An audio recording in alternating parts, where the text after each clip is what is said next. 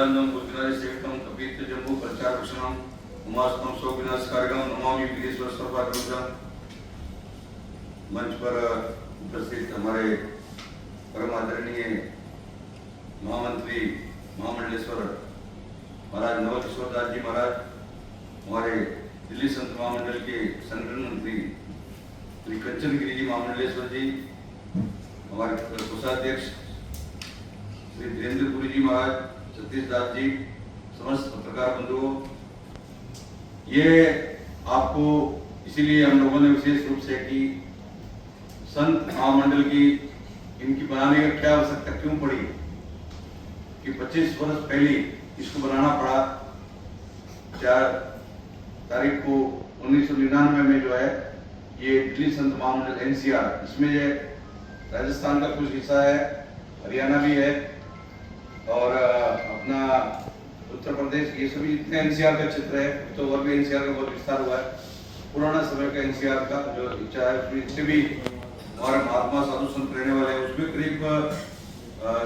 लगभग 450 महात्माओं का यहाँ पर वास रहता है। छोटे बड़े मंदिर जो है यहाँ पर सभी छोटे बड़े मंदिर लेकर यहाँ पर जब सबसे पहला शीला दीक्षित जी मंत्री बनी थी, मुख्यमंत्री यहाँ पर, तब ये विषय आया कि उन्होंने प्रस्ताव पास करने का विचार बनाया कि भाई यहाँ पर कोई भी जानवर किसी भी मंदिर में नहीं रहेगा।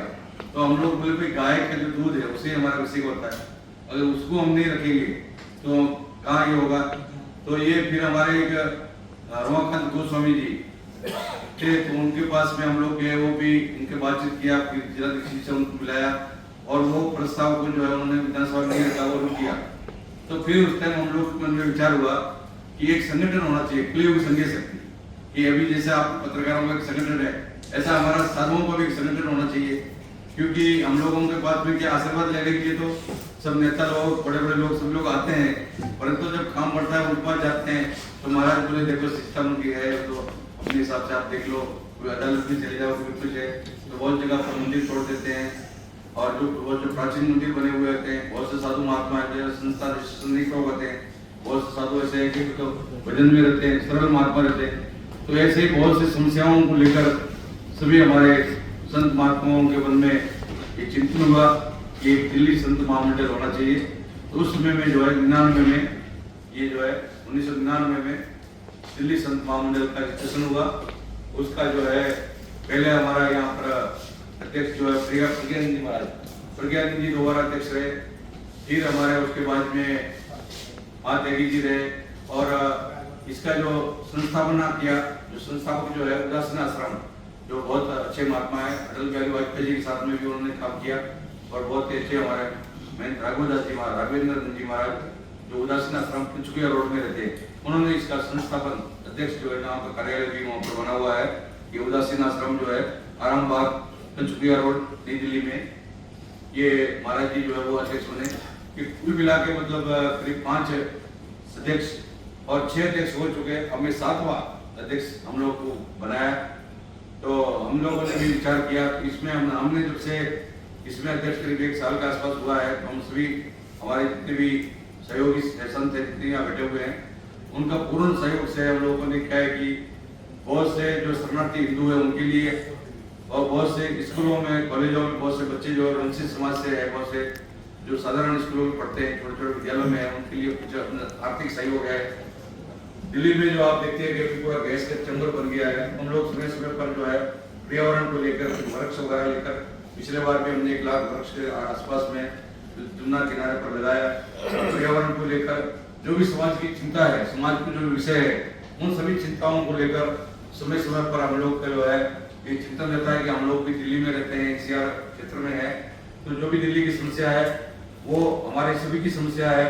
तो संतों को भी इसमें कि भाई मंदिर में बैठ भजन पूजा पाठ तो करना है, भक्तों को आशीर्वाद भी देना है, साथ साथ में समाज का भी चिंतन करना है।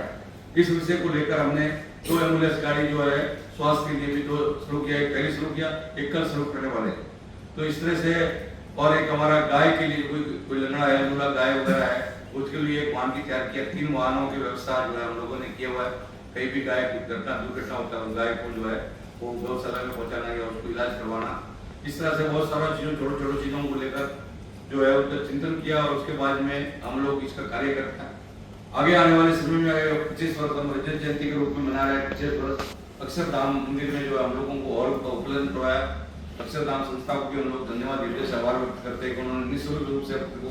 वहाँ पर जो है साधुओं की व्यवस्था वगैरह, भोजन की व्यवस्था सब उन्होंने करने का पूर्ण आश्वासन दिया है। कल जो है 9 बजे से लेके 12 बजे तक है, तो आप जितने भी पत्रकार बंधु है, इलेक्ट्रॉनिक मीडिया, प्रिंट मीडिया, सभी साधारण यूट्यूब के जो भी है, सभी जो चिंतन करते हैं, जो भी अपने विचारक है, वो सभी लोग उसमें आमंत्रित है। सब लोगों को हमने निमंत्रण किया है। अभी आने वाले समय में हम लोगों को मन में है कि बहुत से जगह पर हमारे जो मंदिर वगैरह होते हैं उसमें क्या है कि भगत लोग जो है, कोई मूर्ति फट गया, कोई मूर्ति जो है खंडित हो गया, तो वो जाके मंदिर में पेड़ के नीचे, पीपल के नीचे रख देते हैं, या कहीं मंदिर का एक कोने में रख देते हैं। तो वो जो एक मतलब इतना दिन तो मन में पूजा रखा, भगवान के घर सजा के रखा, उसके बाद देखते हैं कि भाई अब कुल जाए नदियों के विसर्जन करने के लिए, या कहीं खेत में जाके इसको गाड़ दो, वो विषय तो होता नहीं है। वो जाके मंदिर में तो वो ढेर के ढेर बन जाते हैं। तो इस विषय को लेकर हम लोगों ने चिंतन किया कि भक्तों में जागृति करना चाहिए कि भाई आप जो इतना जो पूजा करते हैं, उनका पाठ करते हैं, वो एक तरह से आपको दोष लगेगा, पाप लगेगा। तो इसको जो है या तो कोई नदी में, और मान लीजिए नदी में भी प्रदूषण होता है, तो कोई जमीन भूमि जो है इसमें एक गड्ढा है 1 फुट 2 फुट गाड़ कर, उसमें गाड़ की मिट्टी उट्टी डाल के उसमें कोई तुलसी का वगैरह पौधा कुछ लगा दीजिए, उसमें कुछ अपना हो जाए है। तो उस तरह से जो है विशेष रूप से ये जो है एक विषय ये भी है। और दूसरा ये जैसे बहुत जगह पर हमारा बहुत से साधु संत के रूप में क्या है कि बहुत से लोग आम पता नहीं होता है, कोई विधर्मी है वो भी साधु संत का रूप धारण कर लेते हैं। और ये क्या है कि भाई रावण ने भी धारण कर लिया, उसको रोक भी नहीं सकते। परंतु अभी हमारे पास में कानून है, उसका धारा है, संविधान है, उसके तहत हम लोग जो है इतना ऐसे उसको दर्ज कर सकते हैं। भगत के मन में क्या श्रद्धा है, उसने बोला भाई हमारे से वो अच्छे कपड़े पहनते, हमारे से अच्छा तिलक लगाते, और ऐसा लगेगा आप लोग भाई वो असली लगेगा, हम लोग नकली लगेगी, कभी कभी ऐसा होता नहीं। तो ये भी इस चीज को हमने आगे की चिंता करना है कि भाई ऐसे जो साधु संत है वो हमारे जितने भी संप्रदाय है, सब कंठस्थ संप्रदाय, तो उसमें सभी का उनका मंत्र होता है, उनका जो है सारे टेक्सटाइल जो होते हैं भाई उनका सब वंशावली होती है, वो सारा चीज जो बता नहीं पाएगा, नकली है तो उसको नहीं बता पाएगा। तो इस तरह से हम लोग भी कुछ सभी संप्रदायों से करीब 10 से 8 साधुओं को तैयार करेंगे, और जगह जगह प्लेटफॉर्म स्टेशन वगैरह में, क्यों हम सब कुछ सरकार के ऊपर नहीं छोड़ सकते या जनता के ऊपर नहीं छोड़ सकते, तो हमारा भी कुछ कर्तव्य है। इस दृष्टि से हमने जो कहीं पर एयरपोर्ट में है या मान लीजिए कोई रेलवे स्टेशन है, वहाँ अपने जो साधु असली वाले हैं उनको दीक्षित करके उनका जो है भंडाफोड़ करना। कभी कभी भी यूट्यूब पर बहुत अच्छा काम करते हैं वो लोग, ऐसा लोगों को जो है उनका खुलासा करते रहते हैं, तो हम लोग को देख के बड़ा प्रसन्नता होती है कि चलो यार हमारा कोई सोचने वाला तो आया ना जी। क्योंकि भारत के गणना में क्या होता है कि पूरा भारत वर्ष में जो सरकार का गणना के हिसाब से बोले कि 7 लाख साधु है, और उसमें साधु जो होंगे तो 1 लाख 2 लाख, और जो भिखारी, वो भिखारियों को भी साधु नहीं मिलते वो लोग। सरकार का आंकड़े में जो है जो भिक्षा मांगने वाले वो भी साधु मिलते वो लोग ना जी। तो इसमें क्या है कि हम लोगों को कुछ ऐसा ये सभी चीजों को चिंतन करना है, विचार करना है। ये हमने जब पहले ऐसा होता था कि जब अपने किन्नर है, हमारे शास्त्रों में भी किन्नर का वर्णन हुआ है और भी बहुत जगह पर है उनका, तो ऐसा है कि उसमें पासपोर्ट वगैरह में किन्नर जाति जो है वो मुसलमान जाति लिखा जाता था। तो हमने बोला भाई जिस जाति का है उसको वो जाति लिखना चाहिए। तो हमने जो है हरिगिरी जी महाराज जो हमारा अखाड़े में उनको बात किया, तो उनको अखाड़े में शामिल किया। फिर हमारे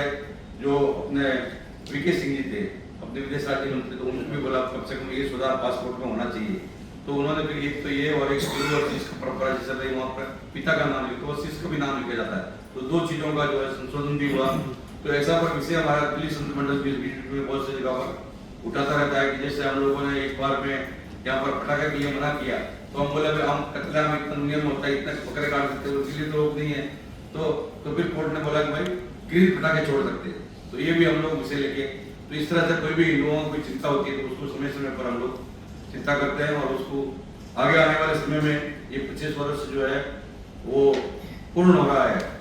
तो उसका जो है रजत जयंती के वर्ष में हम लोग एक वर्ष मनाने के लिए और सबका लोग सुझाव होगा उसके में भी हम सुझाव करेंगे, और विशेष रूप से